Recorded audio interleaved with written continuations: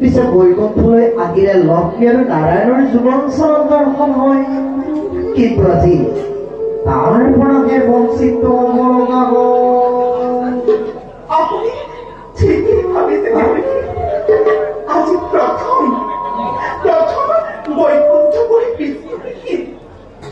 বিশ্বাস কৰোঁ প্ৰভু। প্ৰভুৱে মোক লগত কিনিয়াকৈ কলৈকো নাযায়। আজি কিন্তু তাৰ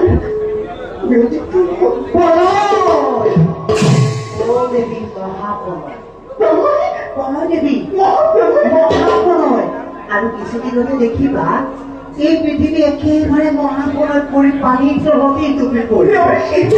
চাৰিওফালে কেৱল পানী পানী পানীহে পানী থাকিব।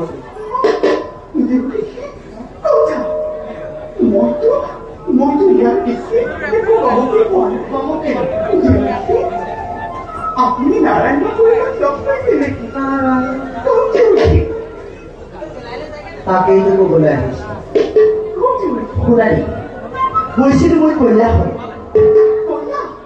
কৈলাশলৈ তাক দেখিলে জানা ব্ৰহ্মা বিষ্ণু অনন্ত তিনিও একেবাৰে গুপ্ত আলোচনাতে মগ্ন হয়। আৰু তাক দেখিলো জানা ব্ৰহ্মাৰ কন্যা সৰস্বতী। ব্ৰহ্মাৰ কন্যা সৰস্বতী আৰু দুটা আলোচনাতে ভাগ লৈছে। মই আগত তোমাক তাত নেদেখি একেবাৰে আচৰিত হৈ পৰিলো হয়। কোনো মহাপ্ৰলয় কোনে কোনে কি নৃত্য পালন কৰিব তাক চাগে ভাগ বতৰা কৰি শেষেই কৰি পেলালে। মই আকৌ মনতে ভাবিলো প্ৰভু বিষ্ণু তোমাৰ লগত কি হবা নাহিলে।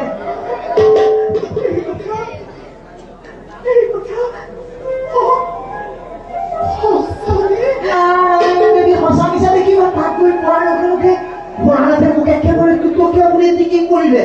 কৰিবি তাত আৰু মই এখন দেখো নৰৈ বিশ্বাস কৰা পোনে পোনে আহি বৈকুণ্ঠ কৰি পালোহি দেৱী।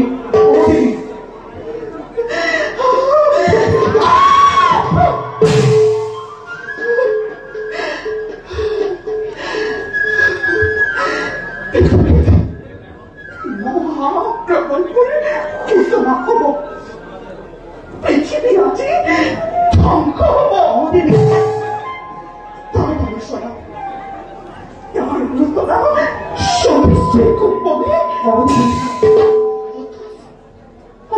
মই কব কি পোৱা নাই সেই আলোচনাত যদি ব্ৰহ্মাৰ কন্যা সৰস্বতী থাকিব পাৰে, শিৱৰ ভাগ্য পাৰ্বতী থাকিব পাৰে, কিন্তু মই কিয় নাৰায়ণৰ দ্বাৰা প্ৰতাৰিত হলো?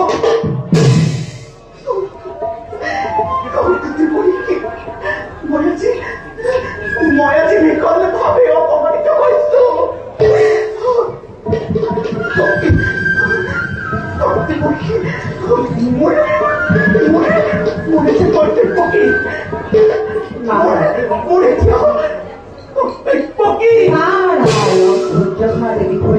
অধৈৰ্য নহবা। তাতোতকৈ ডাঙৰ কথাটো তুমি নাজানা দিবি। তাতোতকৈ ডাঙৰ কথা শুনা, এই পৃথিৱীত যিমানবোৰ বেফাষ্ট আছে সকলোবোৰ সংগ কৰি ৰাখিবলৈ আদেশ দিছে তোমাক। তুমি সৰস্বতী ঠিকেই ভাবিছা, কিন্তু নহয়। সৰস্বতী আৰু যিমানবোৰ জীৱ জন্তু আছে সকলোবোৰ সংগ কৰি ৰাখিবলৈ এইবাৰ তুমি নিশ্চয় ভুল বুজিছা। প্ৰভু বিষ্ণুৱে মোক অৱহেলা কৰি এই সকলোবোৰ দায়িত্ব আমি কাৰোবাক নাই কেতিয়াও সম্ভৱ নহয়। সকলোবোৰ জীৱ জন্তুৰ দায়িত্ব পাৰ্বতীকে অৰ্পণ কৰিছে নেকি? তোৰে কিছু মনত আনন্দ, সেই আলোচনা তুমি থকা কাৰণে সেই আনন্দৰে ভাগ ল'ব পাৰিলা।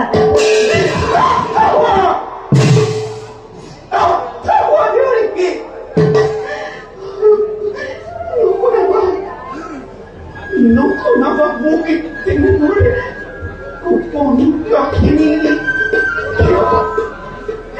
Kiot biste, ekota, kupon nakite. Moi kettemur, pokini nohoi. Nari bai samoi, nari bai samoi. Bistu, সময়তে সেই নানিয়ে ল'ব পাৰে ৰাজস্থানদেৰ মোৰ অভিষেকে বিষ্ণুৱে কি সৃষ্টি ৰক্ষা কৰিব।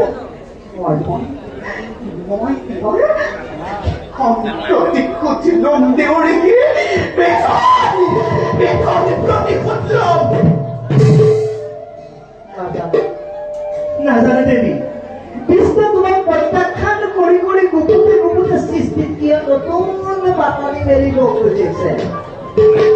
সেই সৃষ্টিৰ বাতৰি নিমিষতে মই ৰক্ত কৰি দিম। বিষ্ণুৱে বুদ্ধক আজি লক্ষ্মীক অপসেৱা কৰাৰ পৰিণাম তিনি বিকাশ হ'ব পাৰে। আপুনি চাই থাকক দেউৰী, আপোনাৰ সাক্ষাৎ আজি মই মহাপ্ৰলয়কাৰী দৈত্যৰ সৃষ্টি কৰি